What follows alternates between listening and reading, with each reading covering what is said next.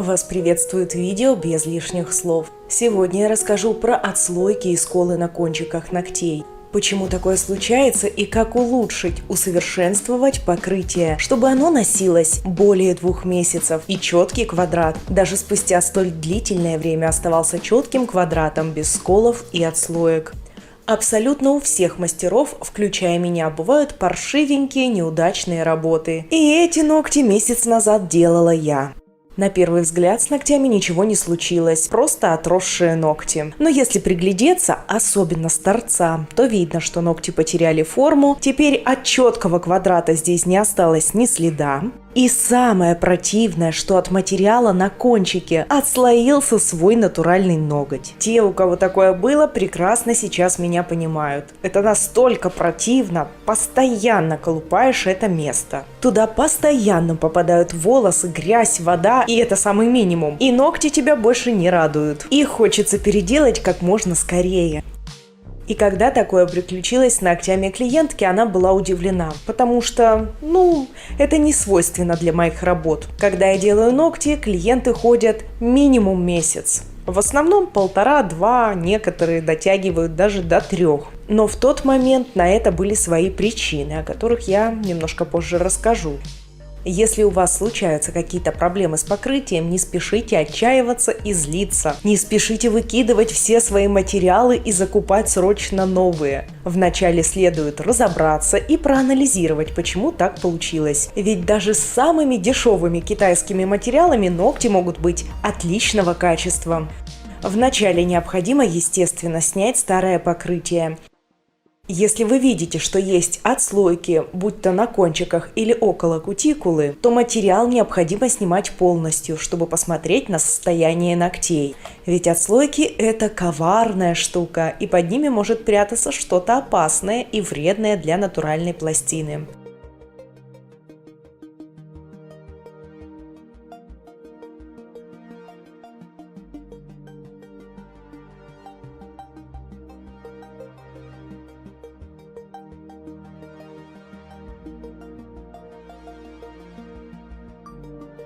Во время снятия необходимо смещать насадку в бок и своим пальчиком трогать ноготь, ведь во время снятия аппарат нагревает ногтевую пластину и создает болевые ощущения, а процесс маникюра должен быть комфортным и безболезненным.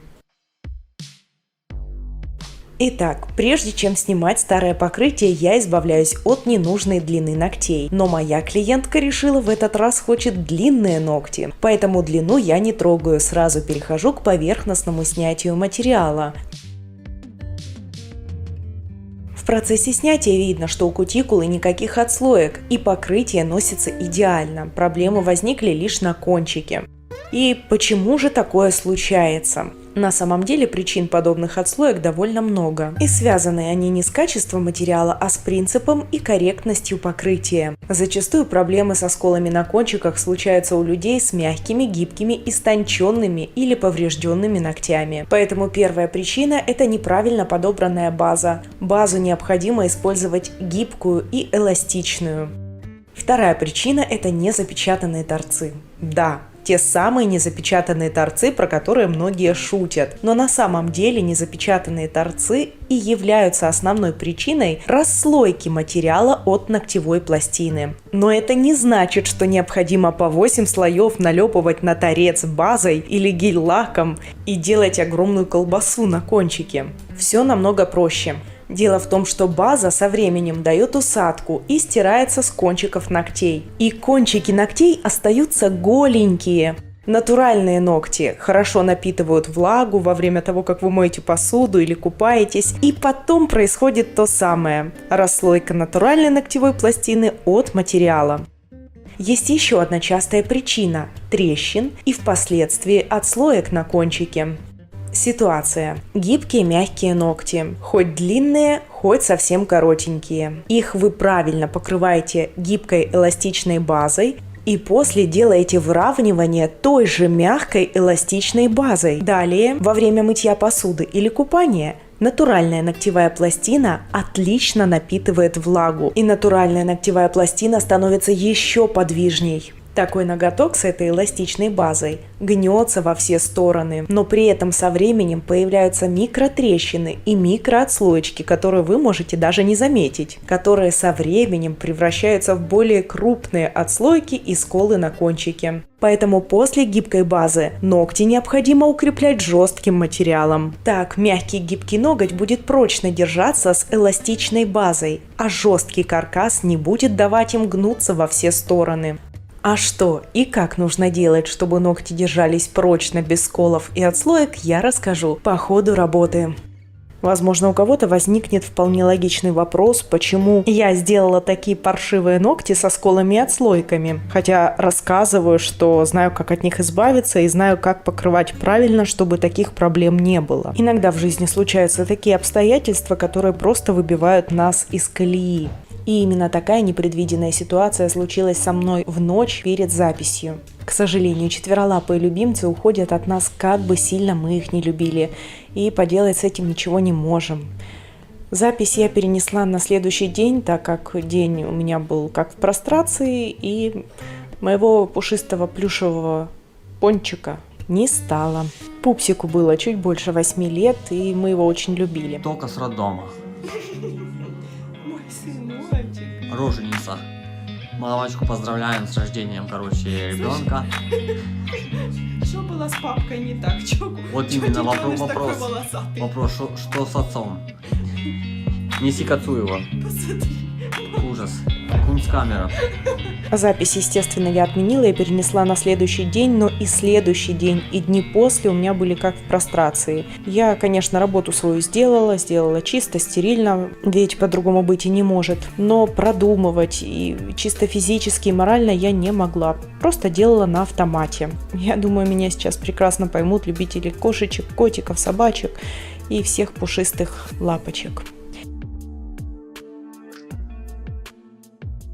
И продолжаю работу. После снятия искусственного материала необходимо правильно подготовить натуральную ногтевую пластину. Для начала придаю форму свободному краю и зашлифовываю торец. И нижние параллели. Торец обязательно должен быть зашлифован. Затем перехожу к поверхностному опилу натуральной ногтевой пластины. Ноготь должен быть полностью шершавым и матовым. Ни в коем случае не перепилите ногтевую пластину, ведь вы ее истончите, и в таком случае покрытие держаться не будет. Особое внимание хочу обратить на принцип опила. Пилочкой водить нужно в одну сторону. Туда-сюда елозить нельзя, ведь так вы открываете и закрываете чешуйки, вновь открываете и снова закрываете. Так покрытие зацепиться прочно не сможет. Пилим в одну сторону. После работаем с кутикулой. Пушером толкаем кутикулу вперед, без давления, просто отодвигаем ее. Затем с помощью разворота тем же пушером отклеиваем и приподнимаем кутикулу. Обратной стороной топорик проверяем, нет ли склеек. И когда доступ к кутикуле открыт, избавляемся от нее. Если вы хорошо приподняли кутикулу и расклеили ее от ногтевой пластины, то ножнички двигаются плавно и легко, и срезать кутикулу получается беспрепятственно быстро. После среза кутикулы фрезой торнадо с синей насечкой я очищаю ноготь от птеригия, ведь никакой кожи на ногте быть не должно, а также подчищаю место среза и все ненужные торчащие кусочки.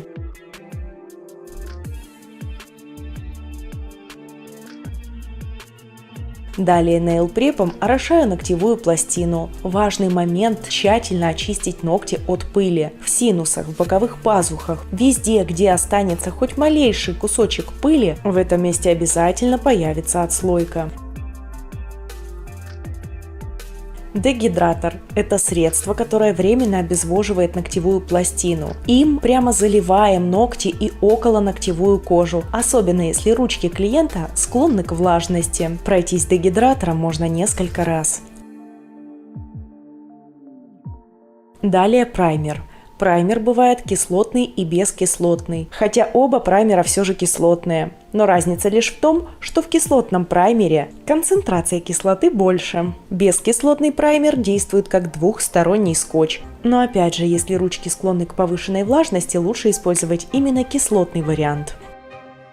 Неправильное использование праймера также может привести к отслойкам. Кисть необходимо хорошенько отжимать, наносить средство на 2/3 ногтя без затекания на кожу. Наносим тонким слоем. Излишки можно промокнуть безворсовой салфеткой. Промокнуть, не вытирать. Так как ручки моей клиентки сухие, ногти не склонны к гипергидрозу, я использовала бескислотный праймер Ультра Бонд. Он после высыхания оставляет тоненькую глянцевую пленочку, которая действует как двухсторонний скотч. Для мягких, гибких ногтей необходима такая же гибкая база, поэтому использую раббер-базу от Patricia Nail. И теперь на ноготь наношу базу. Кисточку хорошо отжимаю, уголком кисти провожу плотно к коже, но при этом контролирую, чтобы не было затеков. Любой, даже самый малейший затек приведет к отслойкам.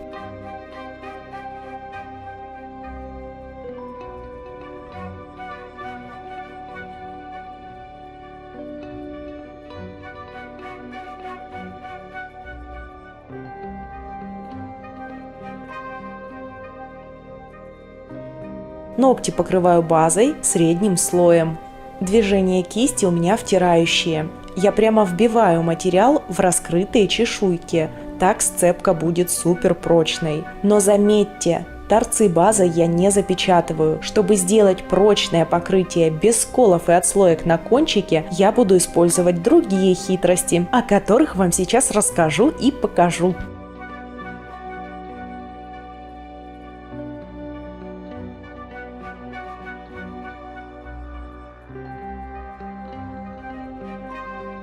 Как я и говорила, после гибкого покрытия необходимо ногтю предоставить жесткий каркас. Это можно сделать с помощью укрепления жидким гелем. Я же хочу донарастить уголки, поэтому использую акригель. Горошину геля выдавливаю на кончик ногтя. Кистью, смоченной в спецжидкости, по центру расплющиваю шарик.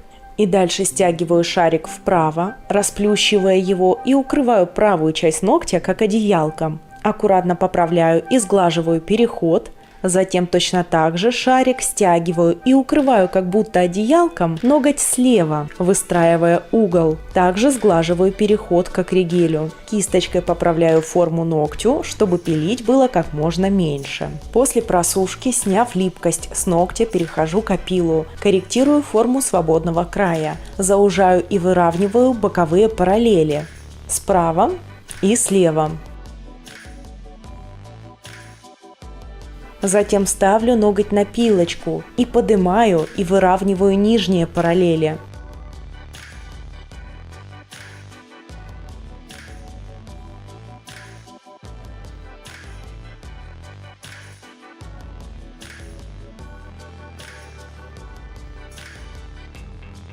После этого произвожу легкий поверхностный опил, чтобы сгладить переход к акригелю. Далее опиливаем поверхность лишь на кончике, чтобы, глядя с торца, верхушка имела красивую арку.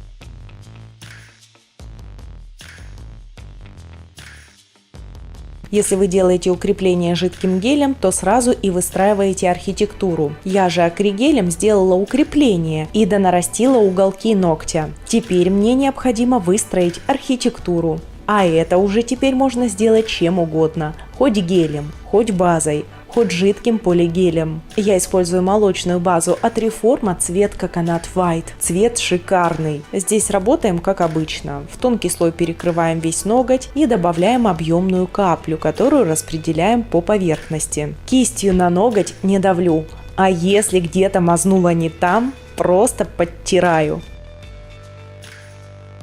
Тонкой кистью помогаю распределиться материалу по ногтю, завожу в труднодоступных местах, а затем переворачиваю пальчик и, ухватив кистью лишь волосок геля, выстраиваю архитектуру.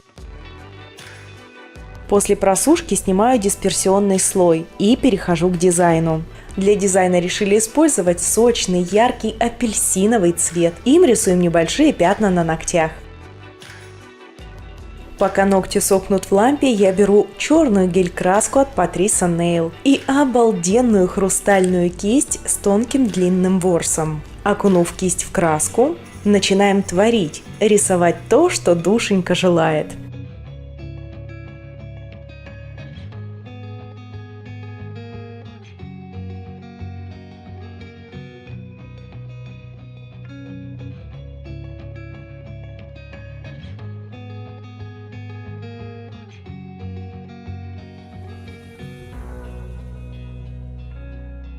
Дальше необходимо лишь перекрыть ногти топом и высушить в лампе.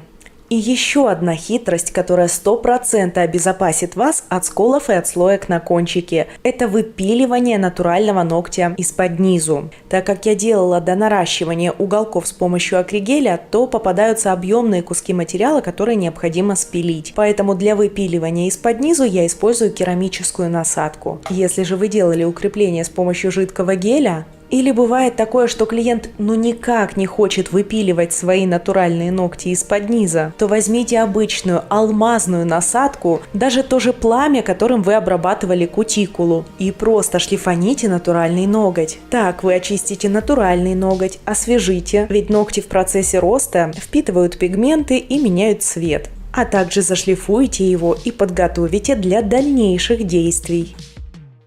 И еще одна хитрость, которая уже 100% обезопасит ногти от отслоек и сколов на кончике. Берем обычную базу, обволакиваем кисть-волосок базой и прокрашиваем внутреннюю часть ногтей, естественно, тонким слоем. Небольшое уточнение. Выпиливать под ногтями и прокрашивать внутреннюю часть базой можно и до дизайна. Ведь часто у мастеров соскакивает фреза и портит все то, что уже сделано на ногте. Когда всю внутреннюю часть ногтя прокрасили и закрепили, необходимо высушить это все в лампе, ладошкой кверху. Вот так вот. После просушки обязательно снимите липкость под ногтями. А теперь можно наслаждаться результатом. Тонкие, эффектные ногти. Четкий квадрат будет оставаться вплоть до следующей коррекции. Ногти будут носиться шикарно и идеально. И только подумайте, на коррекцию эти ногти пришли ко мне практически через 3 месяца. Прошел целый сезон, пока мы снова увиделись. Надеюсь, видео было полезным. Делайте репост, ставьте лайки, подписывайтесь на канал и пишите комментарии. Услышимся в следующем видео. Пока-пока.